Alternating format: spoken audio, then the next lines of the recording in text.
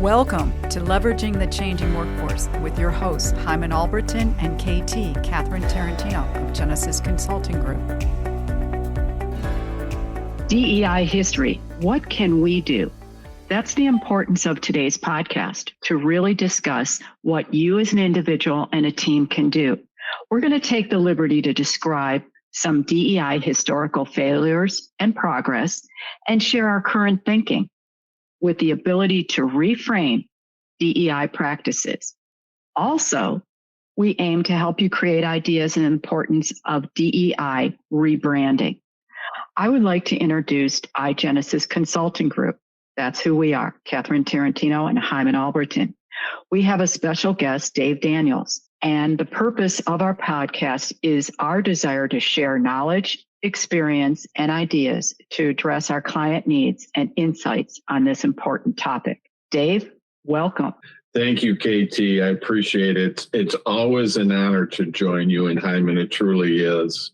While there are a number of companies continuing to support DE&I right now, it would be disingenuous to not acknowledge that many larger, high-profile companies have made some significant changes to this critical strategic initiative. And these trends have a tendency to work their way down to mid to smaller organizations. And we're seeing that happen quickly and frequently. As I mentioned in our last podcast, The Triage of DE&I, it's not unusual for organizations to change or update or evolve their key strategies on a regular basis. And DEI is not exempt from this dynamic. Again, I acknowledge that this trend has developed quickly and is fraught with politics. While I think we can all agree that this is very unfortunate, leaders have a great opportunity to get in front of the curve or allow themselves to be swallowed up by today's rhetoric.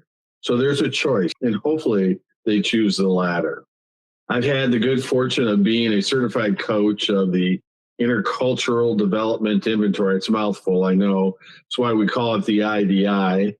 It's a leadership assessment designed to allow leaders to explore their current level of effectiveness and drawing the best out of their direct reports. I've had the good fortune of conducting close to 500 confidential one-on-one feedback sessions with executives from many different industries.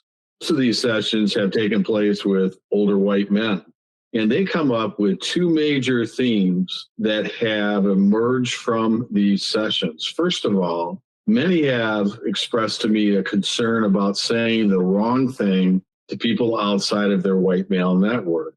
Secondly, they confide doing or saying the wrong thing, whether real or perceived, could cost them their career and their reputation. And here's the key: forever. Apprehensions have developed from a sense of anxiety when I first started talking about these to an outright fear. And that has been specifically a huge shift over this past year. Now, while many CEOs reacted during the last inflection point that we discussed last podcast, which was the murder of George Floyd, many took a PR approach, both internally and externally, hoping the attention would die down and things would go away. Today, many are outright scared about that next path and aren't really sure which way to go. So why are we here today, and what are the key messages that we hope to convey? I'll turn it back to you, KT, to frame that for us. Thank you, Dave. How insightful. And could we backpedal one moment? The two key major themes that emerged with over 500 one-on-one sessions. Can you talk to us a little bit about the concern current from the past and currently today? Yeah, I think the key, KT, with regards to the IDI, it's an individual, it's a private, confidential conversation. And so having conducted this many one-on-ones with executives, it's a much easier opportunity for them to share what's really on their mind and what's really their concern. And a vast majority of them have been very open about their anxiety. And again, as I mentioned this last year, it's really transitioned as the politics and outside influences have really impacted them. they're really trying to figure out what next steps are. And many, quite frankly, are feeling intimidated. And I know I've taken the IDI, and it does give you a development plan that I've tried to focus in on and really improve, because I overinflated my responses, and that development plan has helped me. I want to introduce Hyman Albertin, my business partner. He is going to help reframe your understanding and practices of DEI, the current structure and strategies to serve a diverse customer base and support fiscally responsible practices. He will walk us through how DEI must be integrated with the core business. It's not a separate initiative or a separate function. Hyman. Let me begin by thanking my business partner for the introduction and for organizing our podcast. We would not be here today if it weren't for her dedication. And I also want to thank Dave for his continued insights and knowledge that he shares with not only us, but with also our audience when he's present with us. Before I speak on the subject matter of the need to reframe DE&I, let me say that this conversation, which really evolves around the evolution of DE&I, particularly in corporate America, should be welcome. As America is constantly and rapidly changing and ever more competing in a dynamic global economy, how we acquire, retain, and develop talent is critically important to building our workforce. Currently, we have 4 generations of workers in the workforce, along with the introduction of AI technology influencing how business is conducted around the world. And additionally, our consumer base is global, thus requiring the necessity of having diverse workforces to engage our customers. Regardless as to what your company calls this strategic initiative, we're using the acronym DE&I for this podcast today, but there are other terms that exist. There's a critical need to reframe structurally how DE&I is utilized and identify what business impact and outcomes organizations wish to achieve when launching such a strategic initiative. So for us, reframing DE&I, in our perspective, is structural, and it should be foundational to how companies conduct their business. For businesses, reframing means shifting from a social justice lens to a more business-centric approach, focusing on business outcomes, economic growth, innovation, workforce development, understanding your business case for DE&I, for which we will talk about later during the podcast, and also adapting to and handling evolving political issues and legal landscapes. So let's take a more detailed look at reframing DE&I in businesses. We acknowledge that reframing can be challenging because it's a different engagement with different expectations from the organization. However, one of the outcomes from reframing should be the full integration of such a strategic initiative as DE&I across the entire company, supporting the organization and driving up its productivity and profitability. Elements of reframing may include shifting focus and adapting to changing landscapes. So what might shifting focus look like? Building a business case for DE&I is one of the elements that we would think that shifting focus requires. And it means building a business case for DE&I that is aligned to corporate business outcomes. Focusing on business outcomes and results is another result that may come from how you reframe DE&I and DE&I's involvement within the organization. Moving away from a compliance approach to a business strategy aligned to business imperatives. We've spoken with lots of executives who look at DE&I as affirmative action. We're saying that that's not what DE&I is about. And so making sure that there's a clear understanding as to how DE&I supports the organization in achieving its outcomes and its business results is one of the things that should occur as a result of reframing your business. And then rebranding the initiative. And that's something that Dave will talk to here shortly. But, the need to rebrand And again, there are lots of different acronyms that are out there that are in play. You choose the one that is best supportive of what your organization is doing, but there are a number of different options for individuals and companies to consider at this point in time. And then what about the changing landscapes? What exactly are we talking about with that? One, there's the legal challenges that need to be addressed. And one of those legal challenges was the Supreme Court's decision on emissions that was ruled back in 2023. And then there's the political backlash that needs to be addressed. And so the political backlash has included pressuring organizations, businesses to align with economic priorities rather than social priorities. So those are the types of things that need to be addressed as you consider reframing to understand if you're going to focus on social pressures, what exactly does that mean in terms of social justice and how might your organization support social justice?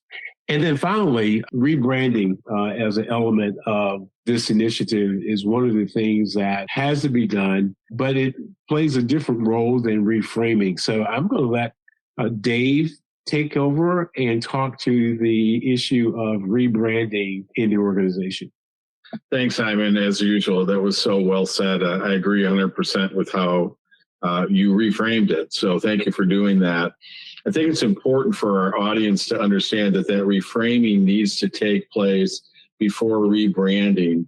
There may be this intuition or this desire to get right out there and rebrand it and get things done quickly, but we're suggesting go slow and be very thoughtful. So I'm hopeful that your rebranding efforts in DE&I will be generated by honest and frank discussion with leadership, along with key members and groups within the staff. It's important to take a look at this in a thoughtful way internally first. And then I'm hopeful that each organization takes its reframing and, as we've been saying all along, integrate it into every aspect of the business and avoid the mistakes of the past. So many organizations in the past had taken DEI and they had set it aside as a project as opposed to integrating. So hopefully that theme you've heard from all three of us today, the integration of your reframing and then rebranding need to be integrated. So right now, as we take a look at it, there are a number of attempts to rebrand out there, and there's three that are getting quite a bit of traction. The first, of course, is SHRM. And you may have noticed and you may have seen several months ago that they transitioned from DEI to ID, inclusion and diversity, with a heavy focus on the inclusion. Honestly, from my perspective, when they made this change, they got a lot of backlash. There was a lot of backlash in a lot of different forums, and they have seemingly backed off of their outward communications on this change pretty dramatically. Now, there's a second approach that we're seeing emerge as well. And there's a number of companies and organizations that have rebranded to DINB, diversity, inclusion, and belonging. So there's a prominent legal scholar out of NYU, Kenji Yoshino, who recently presented a very, very powerful podcast explaining his rationale for this approach and his change of an acronym. It's very, very interesting, and we truly encourage you to listen to it in its entirety. He's very bright and very thoughtful on his changes. The third comes from JP Morgan Chase and their chairman and CEO, Jamie Dimon, who recently announced the company's evolution of DE&I to DO&I, or diversity, opportunity, and inclusion. So there are some subtle changes there, but it's getting a lot of play. And because they're a large organization and Jamie Dimon is seen as a very successful CEO, again, I go back to the point I made earlier, there's a propensity for other large companies to follow. And then there's that dynamic of it trickling down to smaller and mid-sized businesses as well. So there's three major rebranding efforts that are going on out there, and they're based on a thoughtful reframing process. And you've got to figure out if any of those three resonate for you and your organization. You may come up with your own twist to it as well. And we're presenting that this rebranding needs to fit the culture of the organization and reflect the strategic initiatives of the particular brand. And that could vary from organization to organization. So whichever route you choose, please heed Hyman's thoughtful advice that alignment and integration are the true keys to improve financial success while allowing the individuals to embrace their own truth as well. So Dave, let me ask this question, if I may, which is, given the propensity currently of organizations to be criticized of some of their DE&I efforts, and I don't want to overemphasize that because of the fact that, we have thousands of companies in the U.S., but a lot of major corporations did sort of step back from DE&I. How do you protect against those types of similar attacks again, even during the rebranding? How do you go about looking at rebranding as a means of hopefully eliminating, if not impeding, those types of, say, verbal attacks that we've seen coming out of our society today? Yeah, I think it's a great question. And I think it's interesting as you dig into the reframing and rebranding that many of the larger companies have done, it gets the headlines, right? And the headline is that there's all kinds of changes going on in these organizations. But when you actually dig in and see what's going on, they haven't made a whole lot of changes. Most of the changes are coming with regards to how they're spending money. And in many cases, that's not a bad thing. There's an evolution. I also would suggest that Hyman and KT, perhaps at McDonald's recently, as they went through their changes, is a good example of how to go about rebranding. And nothing's perfect because they had their detractors as well, but they explained it much the way we've explained it. It's a natural transition and strategy. As a need evolves, the strategy evolves as well. And once that takes place, then you've got to be able to articulate that internally and then externally to your consumer base. And they've done a pretty nice job. Now, the other thing that they did, I don't know if it was by design or organic, but what I saw is that there were a number of people who reinforced their message and their approach, some key influencers who helped that transition. And that died down pretty quickly, so they were able to focus on the business moving forward. And one last question, Dave. Mm-hmm. The role that leadership plays in this rebranding initiative, what role do you see them playing? And I ask this question because, not all senior leaders are on the same page as it relates to DE&I as it was in the past. So go forward in order to sort of hopefully get everyone aligned and supportive. Okay, I'll use those two words, such an initiative. What would you recommend leadership involvement look like in order for this to really carry forth and throughout the organization? Again, a great question. And of course, I have a bias on this because I'm a certified coach of the IDI, which we talked about early on. But I think there's an opportunity at that point for a team to go through individually, and then we could come back collectively and talk about it. Because if you have 8 or more individuals within a particular part of the organization, you can do some group dynamics as well. The key is you want some sincere, open dialogue occurring. And when I see the apprehension going to fear, if a leader doesn't know how to handle that fear and how to utilize it in an effective way, it's going to be very, very difficult for the organization or the leadership to really make meaningful changes. They're just going to clam up and nobody's going to do anything. So I think it starts with that ability for the leadership team to have honest dialogue. And there has to be somebody within the organization that facilitates that. And I happen to believe my bias is that the IDI certainly enhances that probability. Well said. Well said. Thank you. Well, thank you all. Thank you for listening with interest. And we want to share An ability to move forward is to acknowledge our history, acknowledge our failures, acknowledge the change and the importance of alignment and integration. And I think I'm going to paraphrase what Dave said. Have that open dialogue. And when you cannot handle fear, this is when we begin to dismantle. Promise to take some action. Continue to be generous with your time and wisdom. Be an ally. Speak up, express yourself, use your self-expression, and express your point of view. Please contact myself, KT, Hyman Albertin, Dave Daniels.